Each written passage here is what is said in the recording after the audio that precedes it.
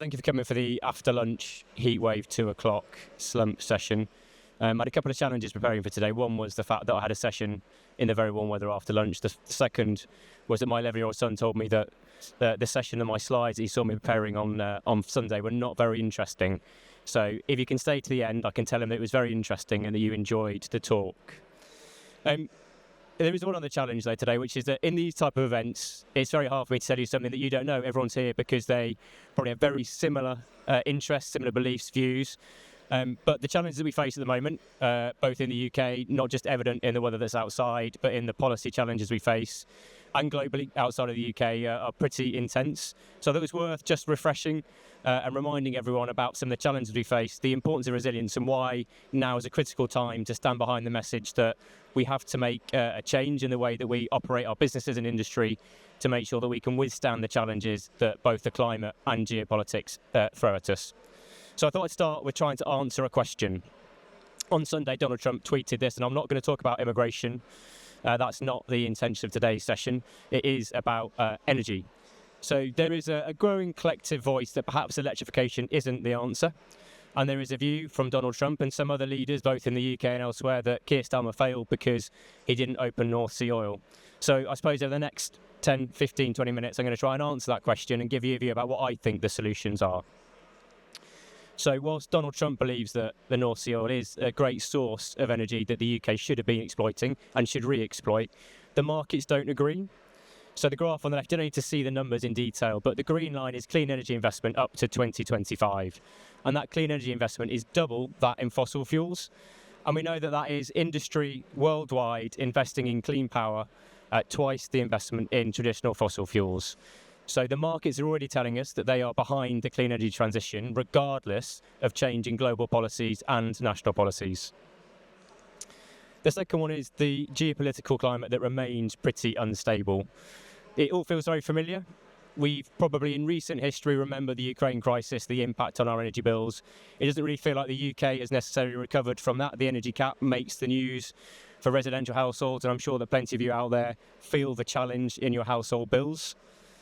But if you look back over history, you can see that we've had a period of stability. So we obviously had the Gulf crisis. We had probably about 20 years of stability until the 2008 financial crisis brought some disruption, followed swiftly by Ukraine, and then followed even more recently by the Iran crisis. So we know that geopolitical economies are less stable than they ever have been. The price shocks that we see on that graph are going to become, in my view, more severe and closer together. So the shocks that business and industry and the general population will feel, in my view, will only continue to increase, and the price that businesses and households pay for energy can only go in one real direction. So for any government, so perhaps Andy Burnham, who may be our future Prime Minister, my advice would be that our security of our energy is an absolute must-have.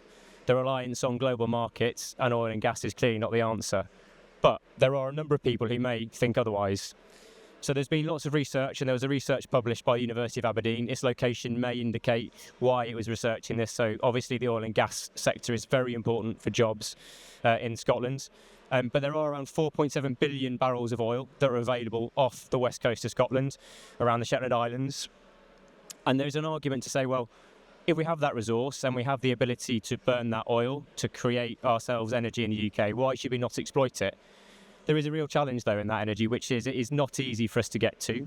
There are significant challenges in actually drilling and securing and processing that oil in a rapid time frame. So you might think there is untapped resource, but is it the right thing to go and do to invest time and money and effort in drilling and finding that oil from the sea? I think there's kind of two equations and two ways that you can look at it. So the graph on the right kind of shows you the time it takes to produce new energy sources, whether that is renewable or fossil fuels. No surprises that the two longest lines on that list are nuclear and then oil and oilseed production.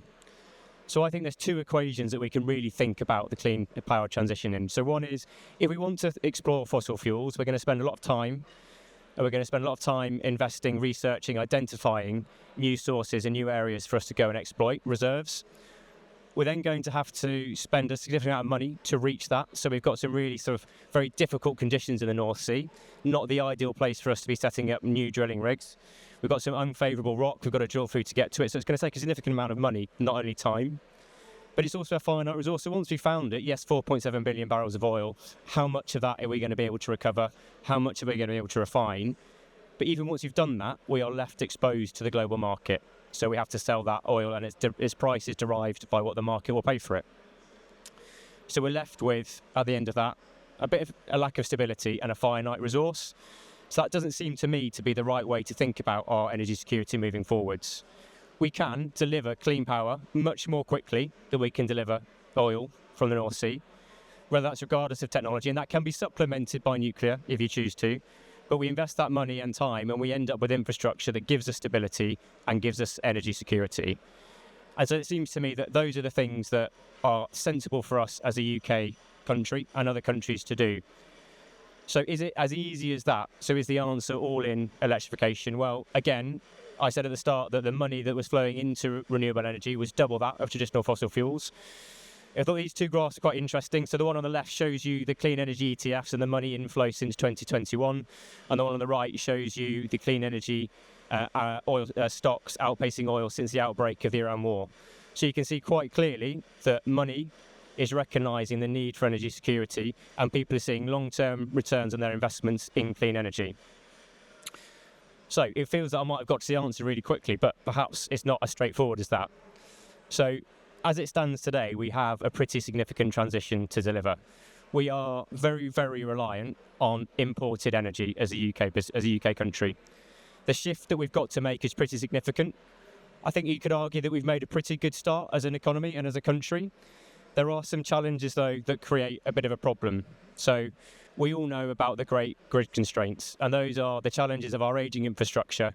That means that when we want to generate clean power and we want to generate that and distribute it to households, businesses and industries around the UK, we're faced with significant challenges in the capacity that we have on our UK grid, and challenges about how we're going to fund the investment and how we're going to fund the investment at pace to enable us to deploy those renewables at the speed at which they're required. Graph on the left shows you the number of years that you need to wait in various established economies. You see the UK is not as bad as Ireland and the Netherlands, but it is significant. And on the right-hand side, so this was published a couple of weeks ago on the BBC website, and this is Tata Steel, who are looking for electrification to help improve the production of steel. So this is the hundreds of jobs in South Wales are dependent on the electrification of the steel plant. But National Grid has formally said, actually, we're sorry that our works are behind schedule. There's not enough capacity in the grid for you to deliver your electrification, and therefore the new furnace is delayed. So we have got some real structural challenges, and those are not going to disappear overnight. There is clearly investment that the government is setting out to deliver grid stability and security. The challenge is that will it come quickly enough for businesses, households? I think one of the things I was also thinking about and in kind of advance of today was, well, we all talk about grid capacity constraints, but what does it really mean? So we know that our grid is very old. We know that our substations are particularly aged. We know that their capacity isn't what it needs to be, and they're not always in the right place. And I was doing a bit of research into what that looked like and why it was impacting the UK in the way it was. So the green line on the map on the left-hand side, or the right-hand side of the chart rather, is the B6 line. And that is the line that separates really Scotland and England, and where the distribution of energy is limited to these two lines here, one here and one here. So that means that at any one time, the transmission between Scotland and England is limited to 6.7 gigawatts. That might sound like a reasonable amount, but if you think about the amount of wind power that is generated north of the border, can that all be consumed north of the border, and could solar power be consumed north of the border? The simple answer is no. And what that means is that developers are then in receipt of curtailment payments because they are stopping generating. So we're then left in a situation where the UK has the ability to generate significant renewable energy at pace and to generate that energy in the right parts of the country, but it can't distribute it effectively. Those challenges aren't just limited to Scotland and England. Anywhere else in the UK, so across to the east of England, any general parts of the UK where we're seeing solar developments, Lincolnshire is a key area. We're seeing probably delays of connections of new solar farms for up to 2 to 3 years. All that's doing is giving challenges to confidence to investors in the UK and creating risk to jobs. So the answer is the challenge rather, is how do businesses mitigate this risk? Because if established that fossil fuel exploitation isn't the right answer to the solution, there is investment going into the grid, but the reality is that's going to take us a number of years to deliver. And so therefore, if you are a business owner or you're a householder, how are you going to protect yourselves against the challenges of that geopolitical instability, the inability for the UK to develop its grid at pace? So I suppose I'm going to spend the last few minutes of this conversation talking about what I think some of those solutions can be. And some of those solutions are not new ideas. They are relatively tried and tested and established ideas. But they are ones that, when you can combine, will allow businesses, industry to create their own energy security. So local generation is really quite straightforward, isn't it? You think about it, we all put solar panels on our homes. Well, actually, a lot of us do put solar panels on our homes. I'm sure there are 70 in the audience that have still got gas boilers or other, perhaps less environmentally friendly heating methods. But solar panels, local generations for businesses, relatively straightforward. Big challenge around that solar power generation on your facilities or on your properties. Well, what do you do with the energy when you've generated it? Will you have it at the time that you need to distribute it? Will you have it at the time when your demand is the right peak? Probably not in all cases. So there needs to be a level that goes with that, which is, of course, local storage. So that constraint that we see on the grid today means that when we need to use our energy at the same time as lots of other businesses, lots of other homeowners, when we go and put our kettle on in between the half-time football tonight when you're watching England, and that means that there is constraint on the grid. My personal belief is that the UK, and I think there is some talk in government, will deliver some flex tariffs. So I think we'll start to see an increase in tariffs, particularly during peak times. And that means that if you want to run your business, if you want to generate production, if you want to cook your dinner on a Saturday evening, or if you want to make a cup of tea in the middle of the World Cup, you're going to pay for your electricity probably 2, 3, 4 times what someone will pay when they're trying to do that outside of peak hours. So what you need to be able to do is store that energy and distribute it. So flex, I think, is the ability for us to be resilient. So if we have flexibility, and when we distribute the energy we generate, we start to isolate ourselves. We start to generate our own capacity as individuals and businesses to isolate ourselves from the shocks of the geopolitical environment. The other part that goes with that is, are we using what we generate very efficiently? The challenge that we have is in businesses, in industries, we tend to find that when people are looking to install generation, they're focused on the scale of the output to match their demand. And we don't actually do the bottom-up approach first to assess what is the true demand that I need to run, what is the true capacity that I need to create in my battery storage, in my generation. And so the ability for us to have control systems that are optimized means that we can bring together those 3 component parts, which is the ability for us to have generation from renewable sources, the ability for us to store energy in a way that means that we can use it when we want to use it, and the ability to make sure that we're optimizing how we do that so that we are not spending too much of our capital investment in creating that generation and storage. And it's those 3 things together that, in my view, create resilience. The challenge that we all face is that this problem isn't going away, and it is very convenient that London Climate Week is being held this week. Many of you will have struggled to come into London. I'm sure many will struggle to get home in the heat. That's just one part of it. The other part is what policies that our governments around the world will happen. The Strait of Hormuz is open, as far as I know today.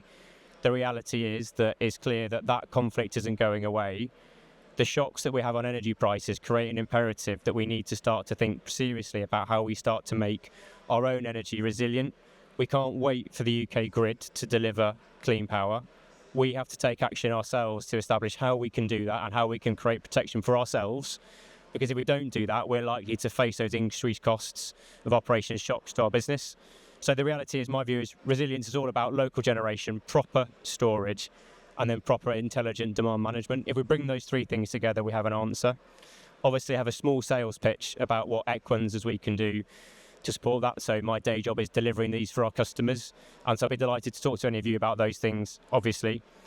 So that was my pitch on what resilience is and why it's important for us, and why, despite some of our politicians and policies, we need to start thinking seriously about how we use our own capital to create our own generation, storage and demand optimization. Thank you very much.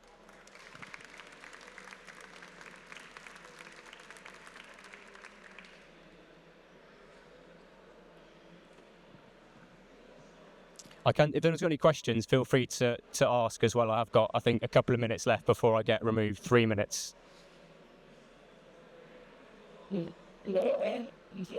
see how the what's just exaggerating in the future to your internet and one's crisis. So was just So the question was how much of this depends on the price of batteries and how fast are they falling. So the reality is there is an economic business case that sits behind every scenario, and quite frankly it depends on the scale of storage that you need and the scale of the operation that you're trying to run. So battery prices are falling very quickly, but my response to that is I don't know the answer when the equation truly stacks up. However, I think if we don't start to look at this today, the risk is actually the counterfactual electricity costs from the grid is going to far outweigh the risk of those battery costs. So I think the investment models stack up, and we need to then do the calculations and analysis to look on the individual scenarios. But I think the business case is there today. Sorry. it's like a not yeah, you have right. So then the what is the cost of job? Why is China just go ahead? You think Hi. All right. So my question is threefold. What is the cost per kilowatt hour, right, for rooftop generation here in the UK? If it's purely just PV generation and then you add storage to it, what is the differential in cost per kilowatt, right?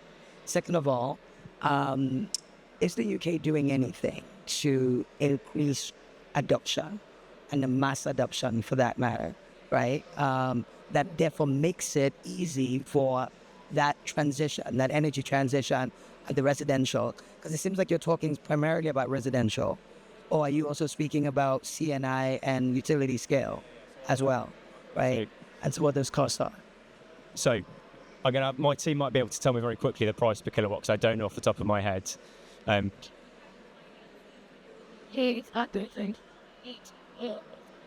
Between 12 and 18p per kilowatt hour, I'm reliably informed, depending on how you finance it. So that demonstrates how efficient our team are at knowing the answers. So that's the first part of your question. I think the second part was around, is the government doing enough? And then kind of third link to...